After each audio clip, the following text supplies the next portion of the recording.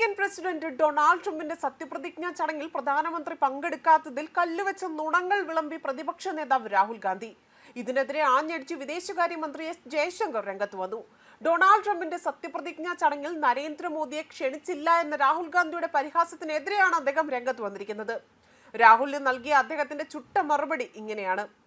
ഇതെന്തൊക്കെയാണ് പറയുന്നത്? ഇന്ത്യൻ പ്രധാനമന്ത്രി ഒരിക്കലും വിദേശത്തെ ഇത്തരം ഇവന്റുകളിൽ പങ്കെടുക്കാറില്ല. ക്ഷണം കിട്ടിയാലും പോകില്ല എന്നതാണ് നമ്മുടെ ഒരു രീതിയും നയവും. കോൺഗ്രസ് പ്രതിപക്ഷ നേതാവിന്റെ അവകാശവാദങ്ങൾ തള്ളിക്കളഞ്ഞ ജയശങ്കർ ആഗോളതലത്തിൽ ഇന്ത്യയുടെ പ്രതിച്ഛായ തകർക്കുന്ന പ്രസ്താവനകളാണ് പ്രതിപക്ഷ നേതാവ് നടത്തുന്നതെന്നും അദ്ദേഹം ആരോപിച്ചു. രാഹുൽ ഗാന്ധിയുടെ നുണകൾ രാഷ്ട്രീയമായി ഉദ്ദേശിച്ചേക്കാം, പക്ഷേ അത് വിദേശത്ത് നമ്മുടെ രാജ്യത്തെ നശിപ്പിക്കുന്നുവെന്നും അദ്ദേഹം പറഞ്ഞു.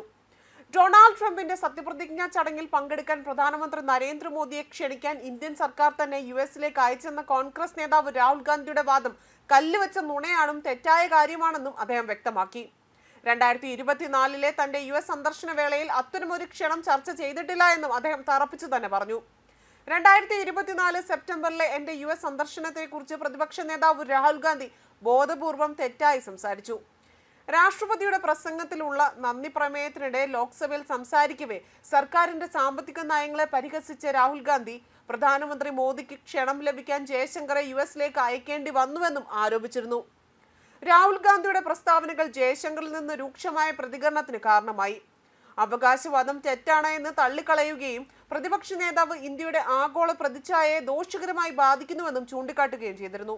പ്രധാനമന്ത്രി മോദിയെ ക്ഷണിക്കാതിരുന്നതിനെ കുറിച്ച് ഒരു ചർച്ചയും നടന്നിട്ടില്ല എന്നും പ്രധാനമന്ത്രി അത്തരമൊരു പരിപാടികളിൽ പങ്കെടുക്കാറില്ല എന്നും അദ്ദേഹം വ്യക്തമാക്കി.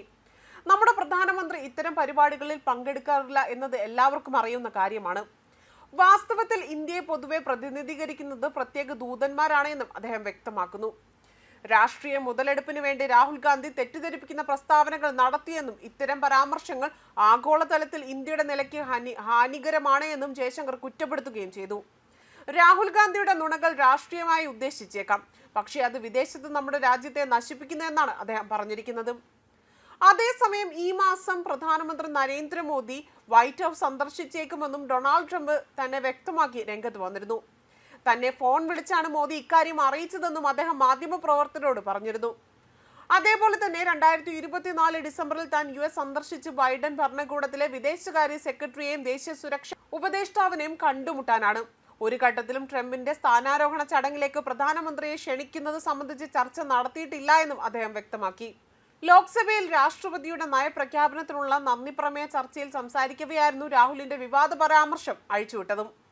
പ്രധാനമന്ത്രി നരേന്ദ്രമോദിയെ US പ്രസിഡന്റിന്റെ സ്ഥാനാരോഹണത്തിന് ക്ഷണിക്കാൻ ആവശ്യപ്പെട്ട് വിദേശകാര്യമന്ത്രിയെ യുഎസിലേക്ക് അയച്ചെന്നായിരുന്നു രാഹുലിന്റെ പരാമർശത്തിനെതിരെ അപ്പോൾ തന്നെ കേന്ദ്രമന്ത്രി കിരൺ റിജിജു ഉൾപ്പെടെ ഭരണകക്ഷി നേതാക്കൾ ശക്തമായി തന്നെ രംഗത്ത് വന്നിരുന്നു. ഇതേ തുടർന്ന് തന്റെ പരാമർശം നിങ്ങൾക്ക് ബുദ്ധിമുട്ടാണ് എങ്കിൽ ക്ഷമ ചോദിക്കുന്നുവെന്നും രാഹുൽ ഗാന്ധി തിരിച്ചടിക്കുകയും ചെയ്തിരുന്നു. ന്യൂസ് ഡെസ്ക് കർമ്മ ന്യൂസ്.